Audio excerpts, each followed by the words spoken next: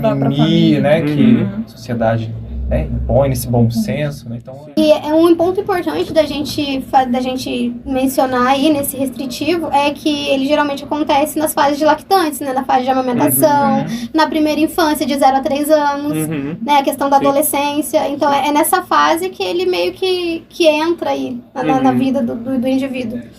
E assim, essa questão da restrição tanto no restritivo quanto na anorexia, que tem essa ausência de alimento, acontece muita coisa também física, né? Na questão clínica, a densidade dos ossos, ela fica mais fragilizada.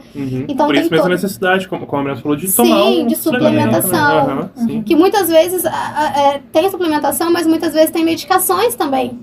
Então, assim, traz essa questão mais de medicamento para a saúde, que também a gente tem que analisar isso para não complicar mais coisas. Sim. Então é muito complexo tudo isso, né, gente? Vai desencadeando várias coisas, né? Um transtorno alimentar, ele pode desencadear, de repente, uma fobia social. A pessoa não quer sair de casa porque ela entende que comer para ela vai ser a pior coisa do mundo na frente de outras pessoas. Então vai desencadeando uma coisa e vai aumentando e vai tomando proporções gigantescas. Gente, eu tô lendo aqui, tem um transtorno com um nome muito engraçado, né? É um transtorno que chama pica, né? Então, pelo que eu pesquisei, esse transtorno, ele vem de um nome de um corvo, né? Que é um corvo que é o nome científico dele é pica-pica. E esse corvo tem uma tendência de comer tudo, né? Ele é um corvo que come, assim, quase tudo, né? Muito voraz. E como é que é esse transtorno? Ele se relaciona bem com o nome científico desse corvo, né? Esse corvo aí, o que tem a ver? Então, ele é mais relacionado com o consumo de coisas que não são, às vezes, que não são alimento mesmo. A pessoa, às vezes, se alimenta de terra, de giz. Ela vai comendo as coisas que não tem valor nutricional nenhum e é isso. Alimentos crus também. Farinha, sal. Por isso que é muito importante a gente ressaltar, né, que o contexto cultural é muito importante, né, porque se a gente fosse considerar, então, o Japão, todos teriam o transtorno de pica, né, porque, assim, se alimenta de peixe cru, né, e algumas culturas da África mesmo têm uma tendência de geofagia, né, que é ingerir, sobretudo argila, né, é uma questão cultural que foi prática cultural em algumas culturas da África, né, então temos que ter muita atenção, né? Entender o recorte.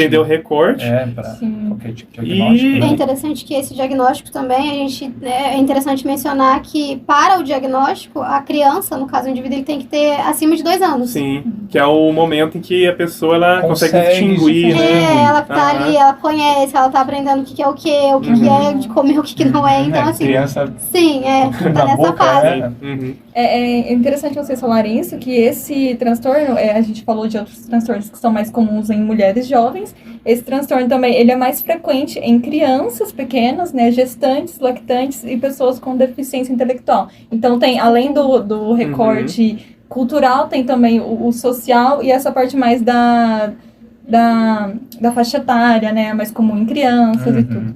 E tem outro transtorno também muito interessante, que é o transtorno de ruminação regurgitação. O que vocês podem falar sobre ele?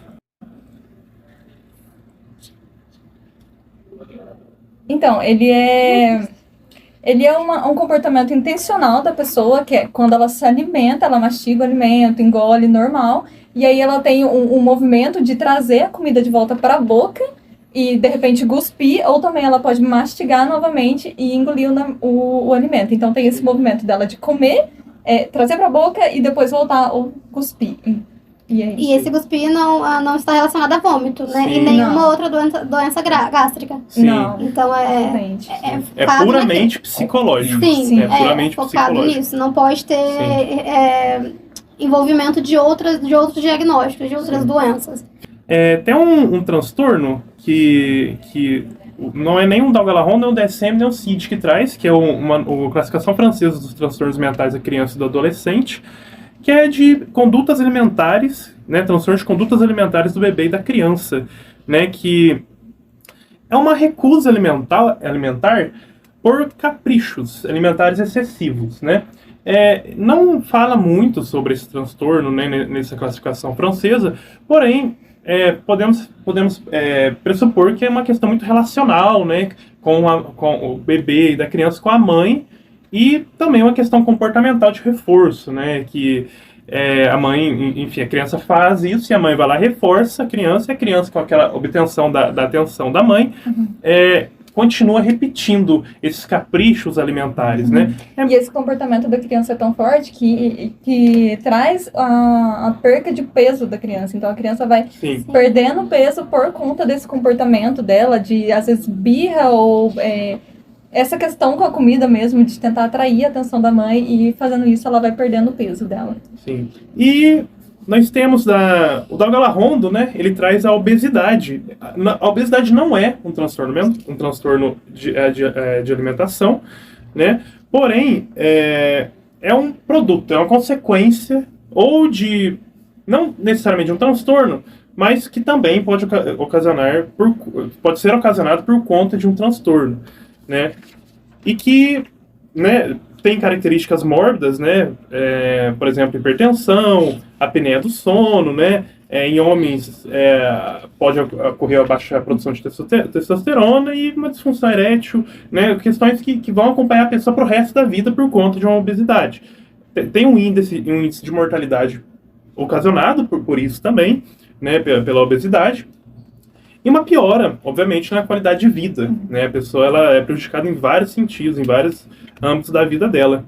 E é importante falar também como isso não deve ser tratado apenas no âmbito psicológico da pessoa, né? Como a gente falou, não é classificado como um transtorno.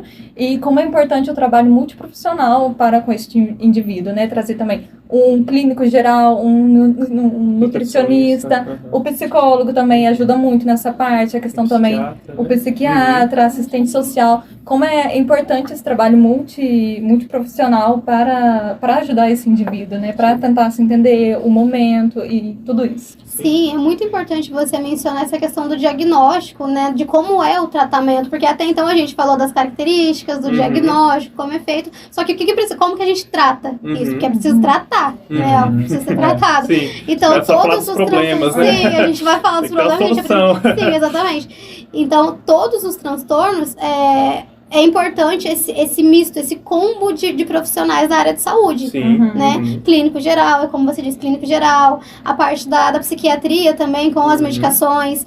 Não menos importante, de forma alguma, a questão da psicoterapia, né? Principalmente focado uma das abordagens muito interessantes que a gente utiliza é a TCC, que foca justamente nesse comportamento, porque não é só o diagnóstico, tem muita coisa envolvida, né? O que trouxe o indivíduo a ter esses comportamentos, o que influencia no agora, o que pode influenciar depois.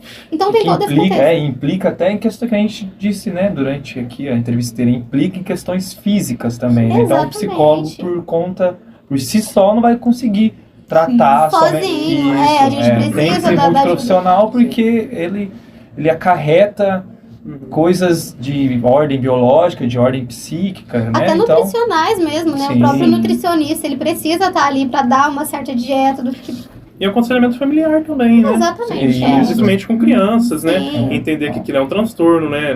Não é mania, alguma questão da criança, é uma criação. Capricho, sim. E você falou da TCC, né? É uma abordagem muito direta, dado também a própria pontualidade dos sintomas, né? É algo que afeta constantemente, diariamente e pontualmente, assim, e a TCC, com um olhar mais direto, mais focado no sintoma, e na resolução deste, né, poderia ajudar muito essa pessoa, o que ela precisa, né, que são de soluções realmente rápidas, né, candentes, muito atuais, pontuais. Sim. Isso, exatamente. E eu acho que no mais é isso, né, gente? Deu até uma fominha, né? Nossa, Mas é isso, gente. A gente vai encerrar por aqui, né? Um tema muito importante. E é isso. Fiquem atentos para o próximo episódio do Psicocast com seus amados psicólogos. Tchau, gente. Tchau, Até mais. obrigada. Tchau.